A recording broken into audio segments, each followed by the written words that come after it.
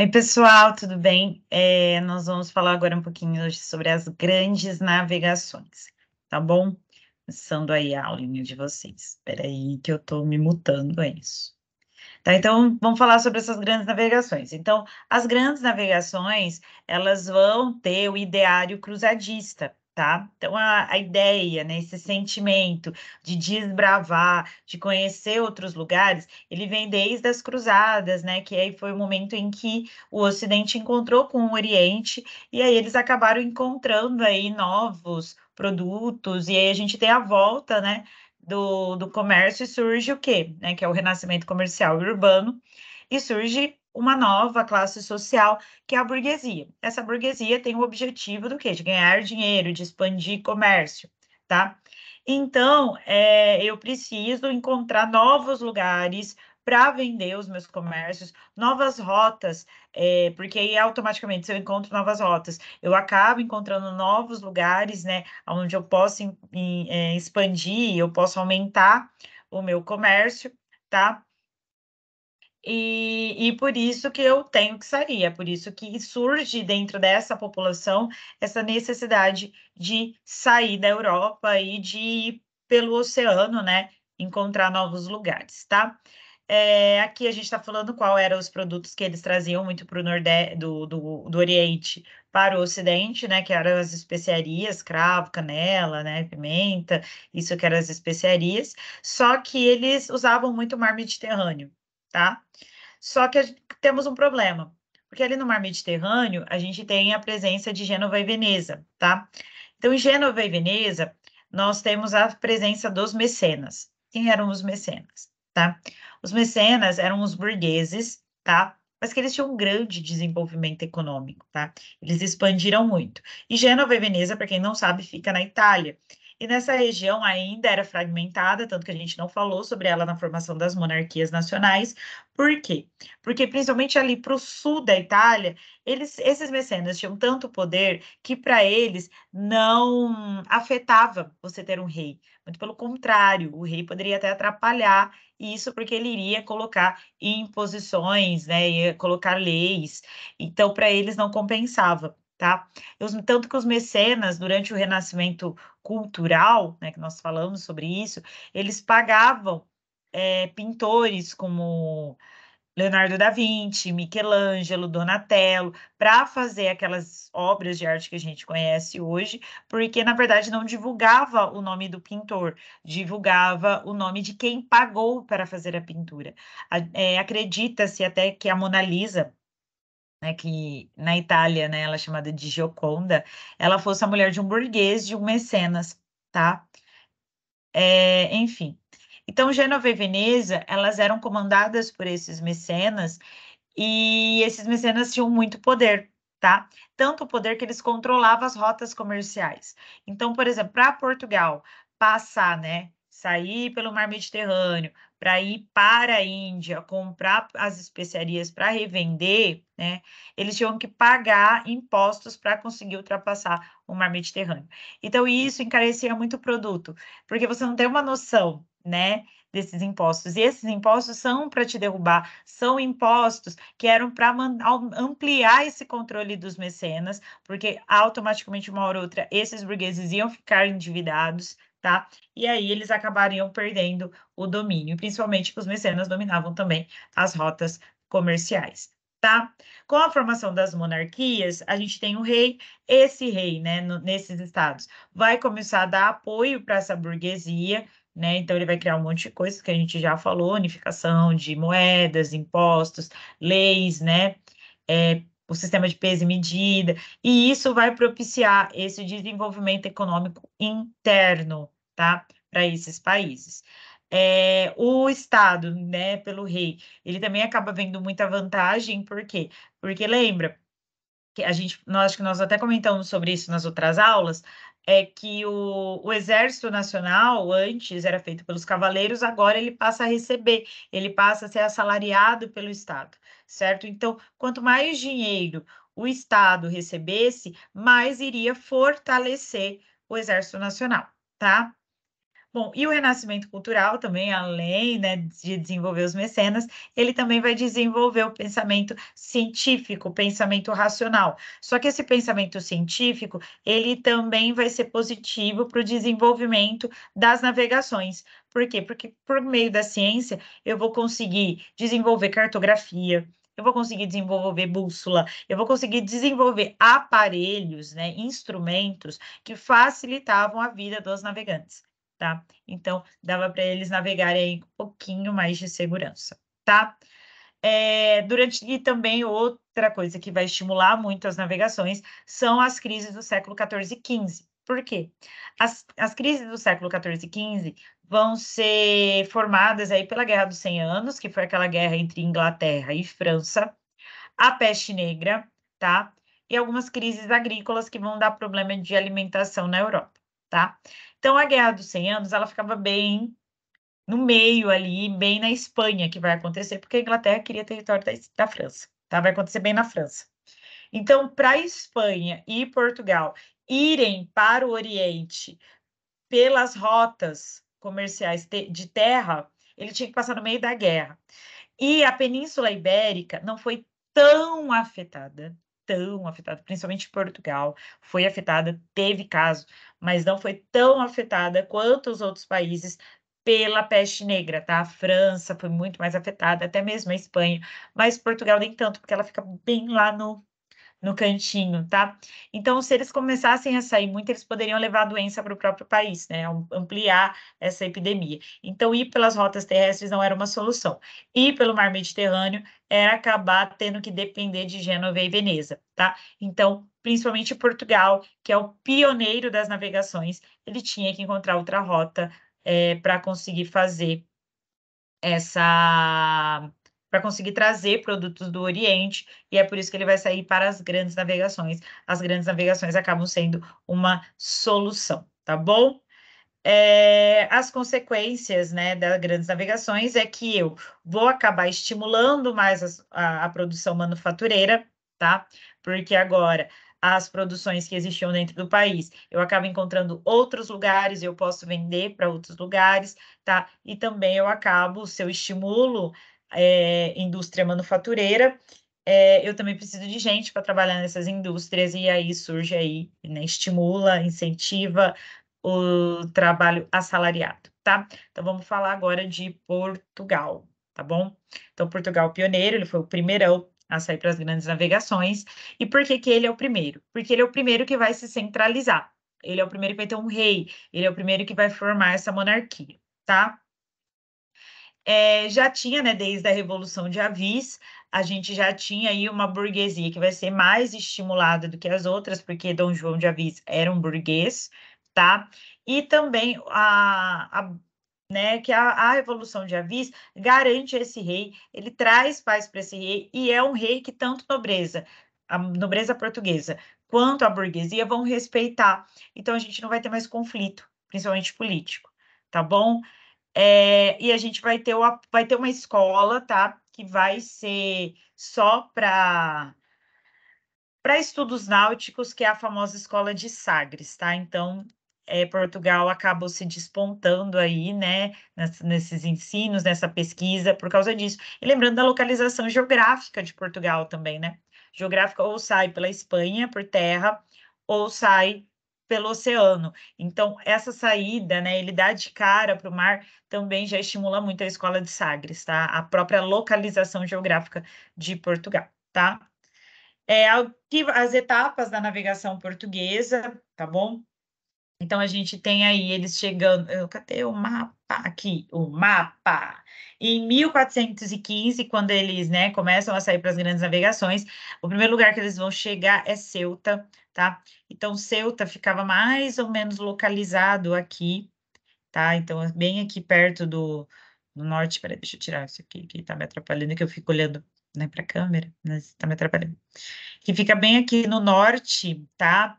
É, da África, tá? Do continente africano. E vocês podem ver aqui, ó, pelas rotas, que eles navegam bem pertinho ali, né, do litoral mesmo africano, tá?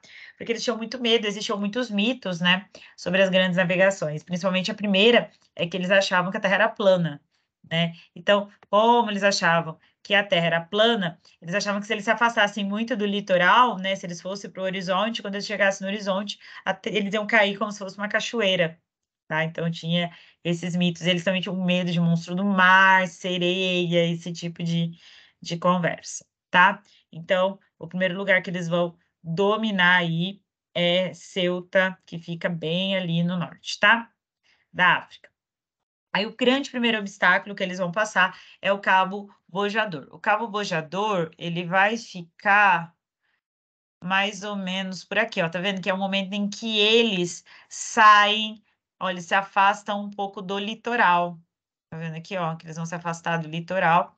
Porque o Cabo Bojador, ele é formado aqui fica o deserto do Saara, tá? Então o deserto do Saara fica bem aqui. Não sei se dá para ver, acho que não, né? O deserto, eu não tenho nada aqui para mostrar, né? Mas ele fica bem aqui no deserto do Saara. Então, a gente tem muita, como eu falo, muita chuva de areia, né, que leva para o oceano, e aí acaba virando tipo um redemoinho, tá? Mas na época eles não tinham conhecimento sobre isso, então eles ficavam caindo toda hora nesse redemoinho, nesse cabo bojador, né, e esse cabo acabava afundando, até que eles conseguiram sair, afastar um pouco do litoral e ultrapassaram o cabo bojador, tá?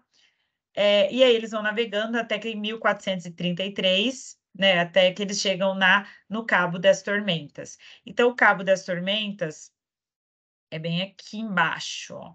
Tá vendo aqui? Eu acho que não sei se dá para ver meu mouse, eu espero que dê, tá? Que aqui, ó, tá vendo que vem o Bartolomeu Dias, e o Bartolomeu Dias é quem chega no Cabo das Tormentas, tá? Aqui nós temos o encontro do Oceano Atlântico com o Oceano Índico, tá? Então é o encontro aí desses oceanos. Então é uma área que ela é muito o rio, o oceano, ele é muito turbulento, tá? Então e aí ele forma tipo uma espécie mesmo de redemoinho, ele afunda muitos barcos nessa região. E tem um lugar certinho para que você consiga passar, tá? Para não ser afundado. Então, ops, espera aí.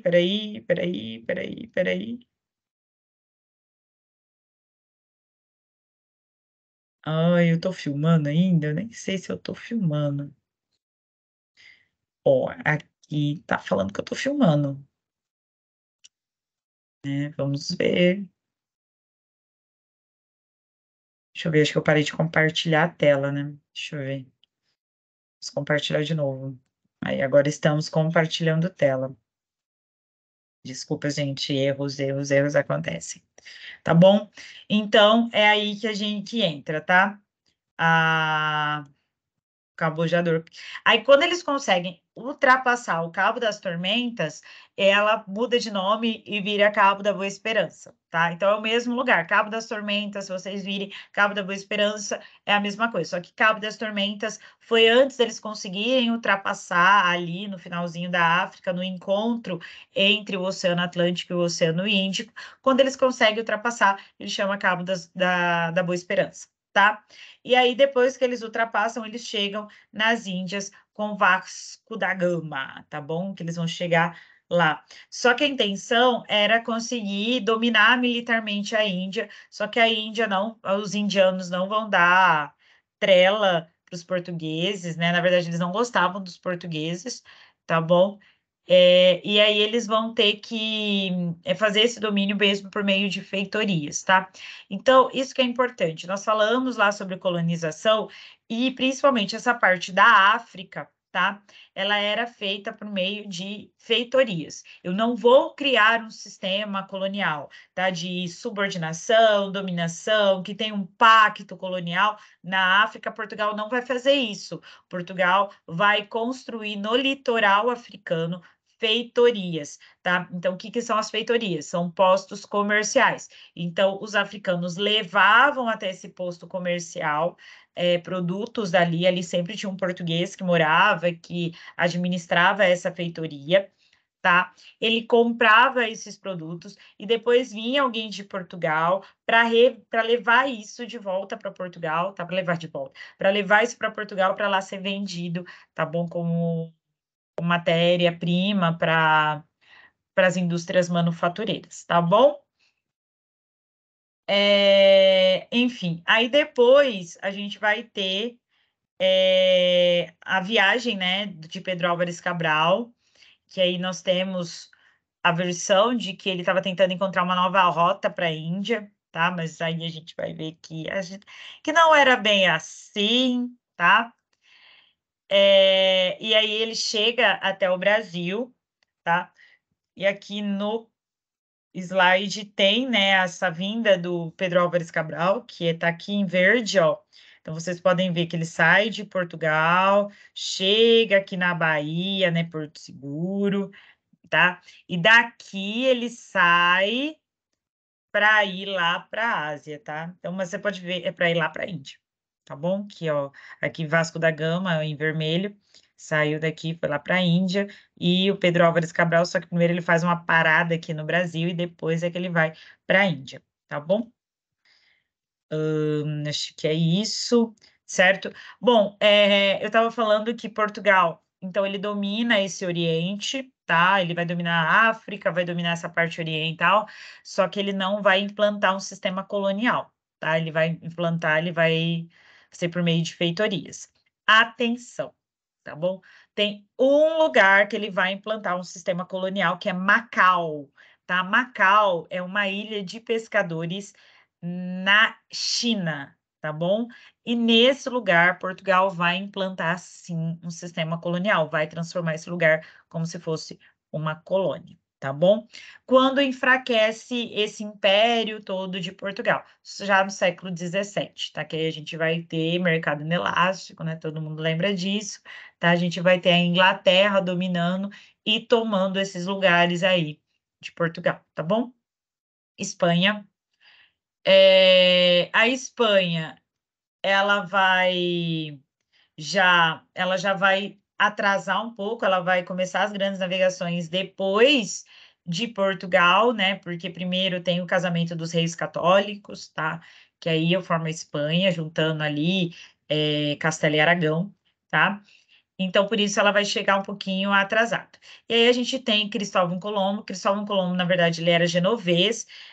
Portugal já não se interessava muito pelas ideias dele, porque eles já tinham encontrado uma nova rota para a Índia, tá?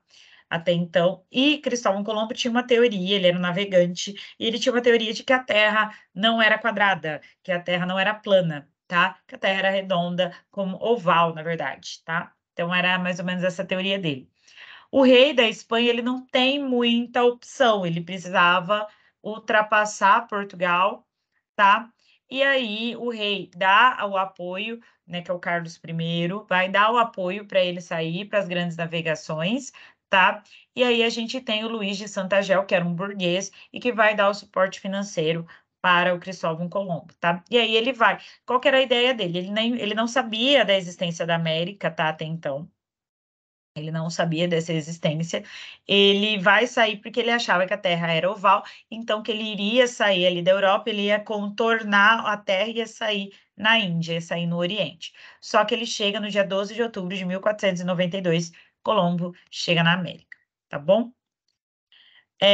A chegada nele na América, na verdade, ele vai chegar nas Ilhas Antilhas, onde hoje a gente chama de Ilhas do Caribe, tá? Em São Domingos.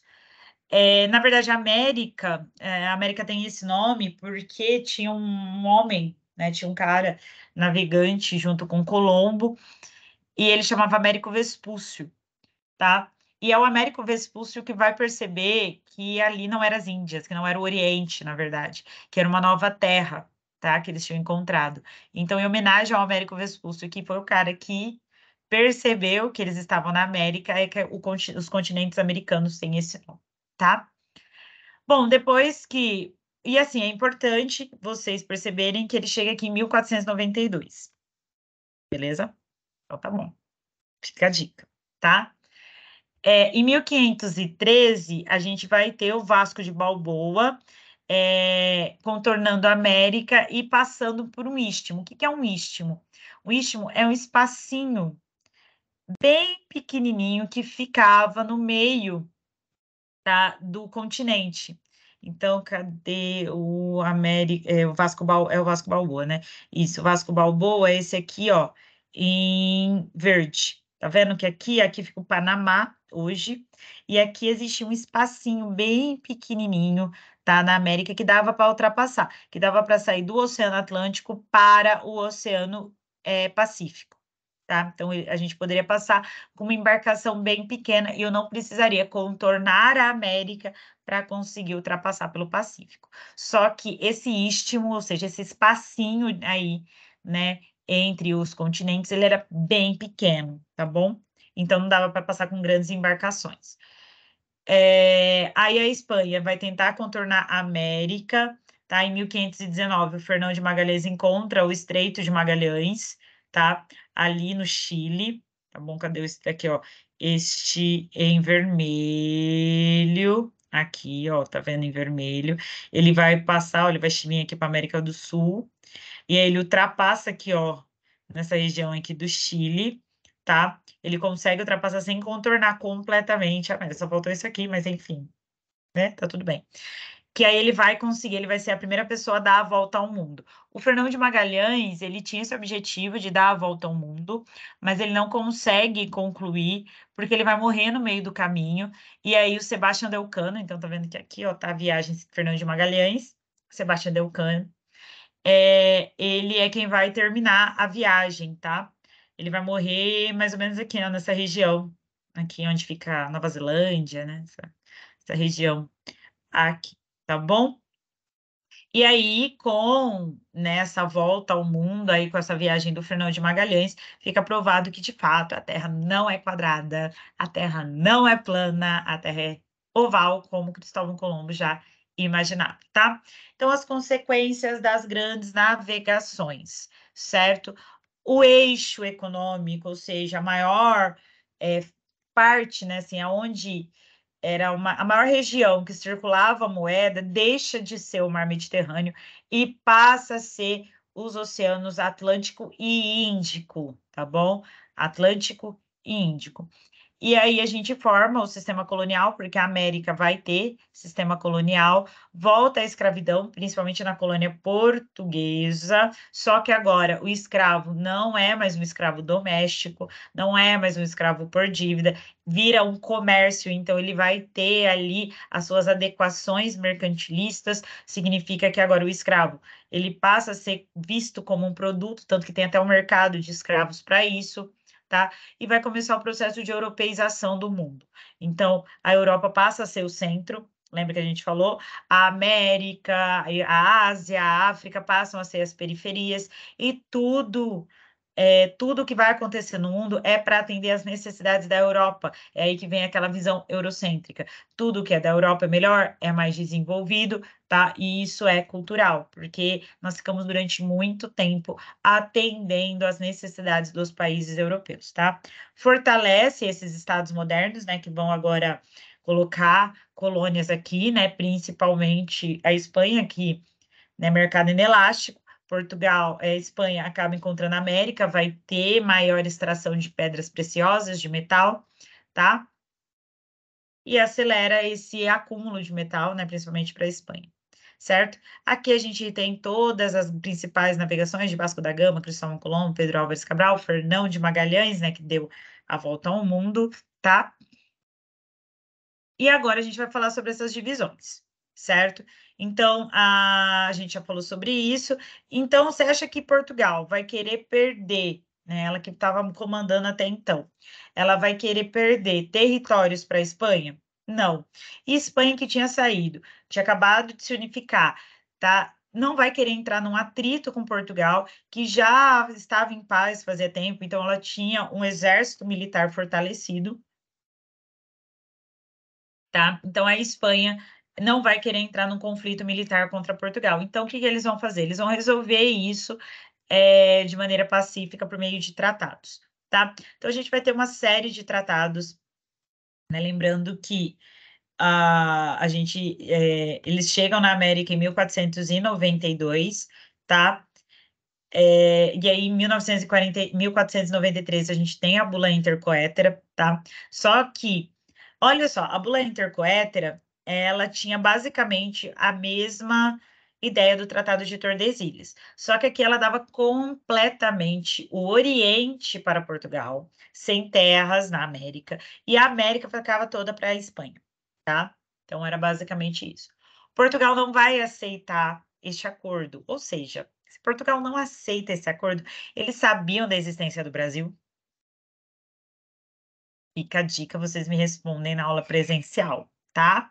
E aí depois, ó, 2 anos depois que já tinham chegado à América, tá? Que a gente tem o Tratado de Tordesilhas em 1494, tá? Que aí vai pegar ali o Nordeste brasileiro, tá bom? Então esse é o Tratado de Tordesilhas. Então o que que é o Tratado de Tordesilhas? Vai cair no testão. Dei uma dica, tá? O Tratado de Tordesilhas é um acordo territorial estabelecido e assinado entre Portugal e Espanha, delimitando, né, as áreas de exploração e influência comercial. Então, o que está em amarelo é da Espanha e o que está em roxo é de Portugal, certo? É isso, meu povo, tá? Espero que vocês tenham gostado, tá? Qualquer dúvida, manda mensagem, tá? E é isso, um beijão. Tchau, tchau.